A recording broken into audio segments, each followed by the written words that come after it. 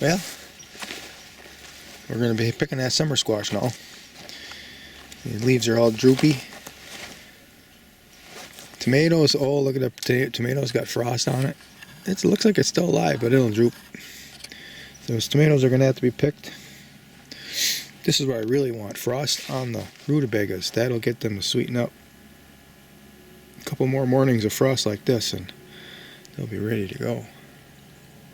My dad, when he was growing up, he grew up on a truck farm. They logged in the wintertime and then they grew crops in the summer for sale. And he said, you know, they didn't have sugar, they didn't have money, they didn't have sugar or anything, so what they would do with the rutabagas, they'd cut them in half and then they'd use a spoon.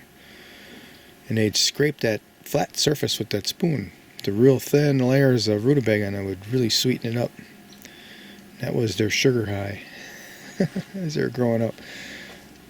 12 kids and no money. Imagine that. The bird approves. All these are frost tolerant plants in here. Radishes and lettuces and peas. Not going to be a problem for them. Let's look at the frost on it. It's nice, really thick, heavy frost.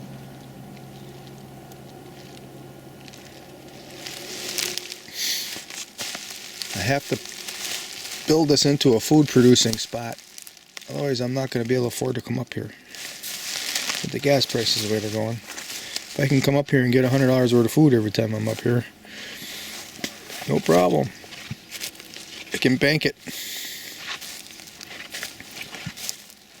Get enough ahead that I can have the money to come up and go hunting too. That's the deal. That's the idea. While everybody's fleeing the countryside, I want to be coming here. And the spring onions are really popped up. These are the ones that I'm taking care of. And they've responded very well. This is the batch that I didn't take care of. These are the old bulbs. They hardly have anything coming up. There. It's amazing how a little bit of care, it's all it takes.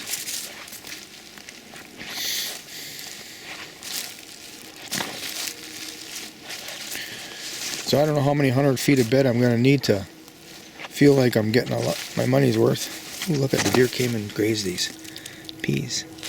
I haven't had deer up here since I started a ferment tank, so it must be losing its potency. Well, right there. Of course they did so. Oh, look at the squash. Frost damaged it. Oh, I should have picked it. Look at that. Well, maybe it's just the outer skin. I'll pick it, bring it home today, cook it right away. Peppers are done. 4. But I pick those peppers and eat those today. It's not even October yet. It might be the last day of September today. There's the ferment tank. It smells like pickles. I turned the pile when I got here last night. Turned pretty well. It's going very well.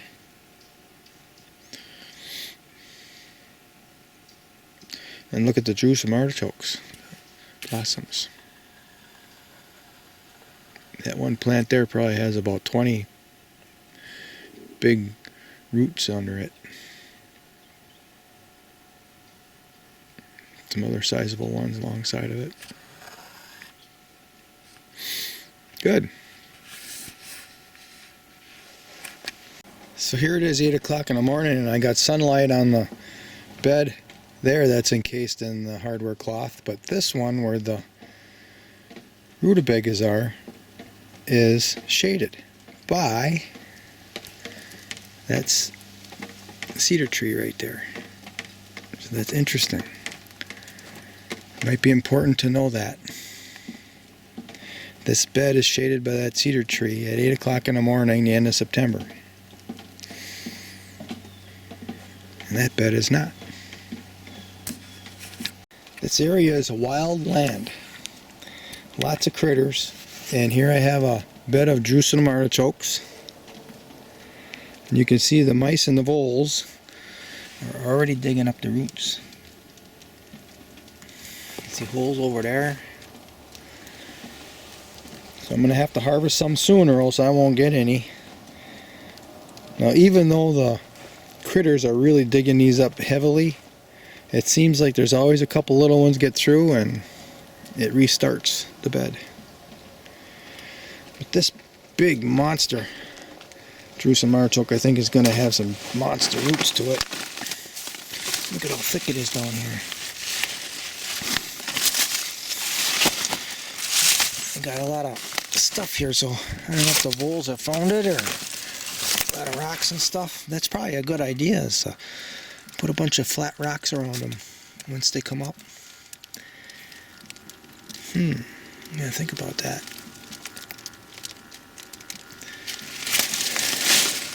Then it warms up a little bit today. I'm going to clean this up, get some out of the ground. I don't want this to be artichokes next year anyway, so I'm going to get as much as I can, and whatever comes up in the spring I'm just going to pull out. I'm going to take my machine and I'm going to cut a trench right here. And I'm going to put some swamp muck in it, and then I'm going to replant them in that trench. It's going to be harder for them to break through that clay to get out into the beds. And whatever it does, it'll be easy to pull out. This bed here I'm going to narrow. I'm going to bring this, you can see it kind of like that. I'm going to take that and bring it in so that it's closer, and I'm going to wrap that around that little mound there. And then this is going to be the new bed that I'm making with the compost.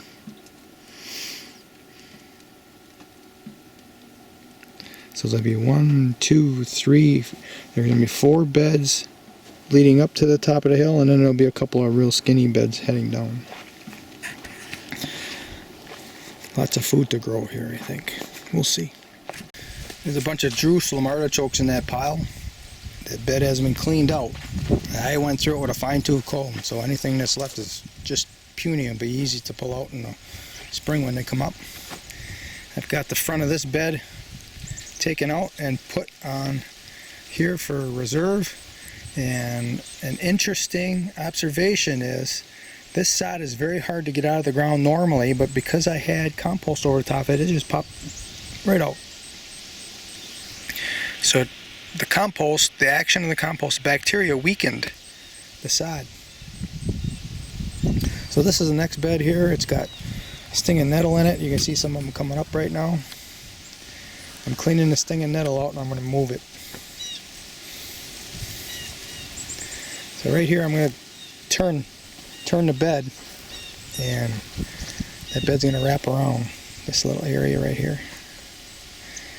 I don't think I'm going to get to that today. I got other things I want to do, but I'm going to start on this and see how easy it is. I think it's going to be easy, and I'll breeze through it quickly. And this is going to become a polyculture of annuals. Which includes garlic, which is the reason why I want to get it done now. In a couple of weeks I'll be planting garlic in it. There's the tool. And these are all the rocks that came out of that. Even though I've rocked it quite a few times in the past, more rocks are coming up. Probably a frost to bring them up. So frost can get down probably 30 inches here. Any rocks 30 inches deep are coming up. And I just have to keep rocking it until they're gone. We'll see how long that takes. This pile of green debris is what I extracted from this garden bed here at camp. I left the skirt here because right now it's forming thicker roots. It'll do so until just about freeze up, and then I'll take them out of there and eat them. But look at all that extra material I have there. The bed was kind of jutting out here, and I worked through all of that. And this is mostly stinging nettle at this end. That's the pile of stinging nettle roots. Yeah. They didn't come out very easy, but they weren't difficult either. The hardest part was they kept in a mat. So I had to pull a whole big mat out, and then I could shake the soil from it. So it didn't take that long, but it's just that it was matted. Now you can just kind of see the hill here of soil. And now you can see we don't have anything sticking out here. Well, maybe a little bit, maybe curling or a little bit right there, but that's nothing. This is what's called a double reach bed. I can't reach across the bed from one side, but I can reach easily into the middle and from the other side as well. So this is complete, ready to go for planting garlic all the way up until here.